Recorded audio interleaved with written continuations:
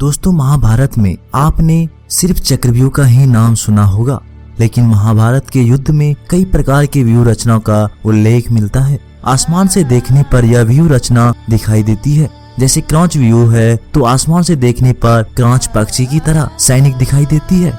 इसी तरह चक्रव्यूह को आसमान से देखने पर एक घूमते हुए चक्र के समान सैन्य रचना दिखाई देती है। तो आइए हम आपको बताते हैं सभी प्रकार के व्यूह रचनाओं के बारे में। गरुड़ व्यूह, गरुड़ पक्षी का चित्र तो आपने देखा ही होगा। यह विशालकाय पक्षी भगवान विष्णु का वाहन है। युद्ध में सेना को विपक्षी सेना को इस तरह पंक्तिबद्ध खड़ा किया जाता है कि जिससे आसमान से देखने पर गरुड़ पक्षी जैसी आकृति दिखाई दे। इसे ही गरुड़ व्यूह कहते हैं। महाभारत में इस व्यूह की रचना भीष्म पितामह ने की थी। क्रॉच व्यूह सारस की एक प्रजाति है।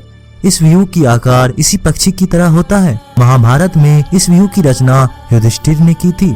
मकर व्यूह, प्राचीन काल में मकर नाम का एक जलचर प्राणी होता है। मकर तो मगरमच्छ की तरह, लेकिन उसके सिर पर बकरी के सींगे जैसे सींग होते थे।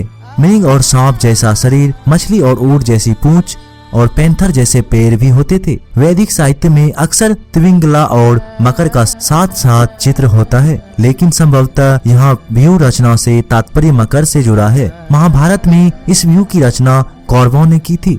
अर्धचंद्राकार व्यूह, अर्धचंद्राकार तो आप समझते ही हैं। सैन्य रथ पर जब अर्धचंद्र के तरह होता है तो उसे अर्धचंद्राकार व्यूह रचना कहते हैं। इस व्यूह की रचना अर्जुन ने कौरवों के गरुड़ व्यूह के उत्तर में किए थे। मंडलाकार व्यूह, मंडलाकार अर्थ गोलाकार या चक्राकार होता है। इस व्यूह का गठन त्रिपत्र में होता था। महाभारत में इस व्यूह की रचना भीष्म पितामह ने की थी। इसके प्रति उत्तर में पांडवों ने वज्र व्यूह की रचना कर इसे भेद दिया था। चक्रव्यूह, चक्रव्यूह को आसमान से देखने पर एक घूमते हुए चक्र के समान रचना दिखाई देते हैं। इस चक्रव्यूह को देखने पर इसमें अंदर जाने के रास्ते तो नजर आते हैं, लेकिन बाहर निकलने की रास्ता नजर नहीं आता।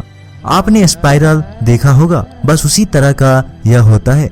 महाभारत में इस व्यूह की रचना गुरु द्रोणाचार्य ने की थी। चक्र सातक व्यूह, महाभारत युद्ध में अभिमन्यु की निर्मम हत्या के बाद अर्जुन ने शपथ ली थी कि जयद्रथ को कल सूर्यास्त के पूर्व मार दूंगा। तब गुरु द्रोणाचार्य ने जयद्रथ को बचाने के लिए इस व्यूह की रचना की थी, लेकिन भगवान श्री कृष्ण की चतुराई से जयद्रथ उस व्यूह से निकलकर बाहर आ गया और मारा गया। वज्र व्यूह, वज्र व्यूह, वज्र एक तरह की हथियार होता है। ये दो प्रकार का होता है, कुलिस और आसानी।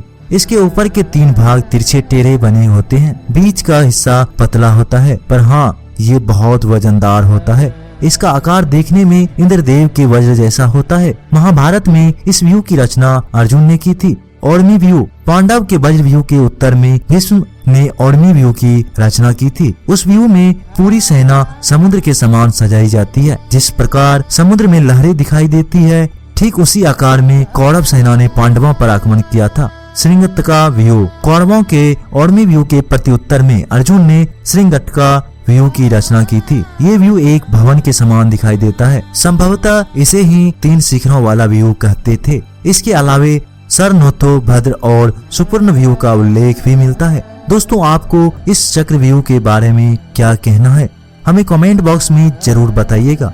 अगर वीडियो पसंद आई तो लाइक, शेयर और चैनल को सब्सक्राइब करके बेल आइकन को प्रेस करना मत भूलिएगा। तब तक के लिए नमस्कार, टेक केयर।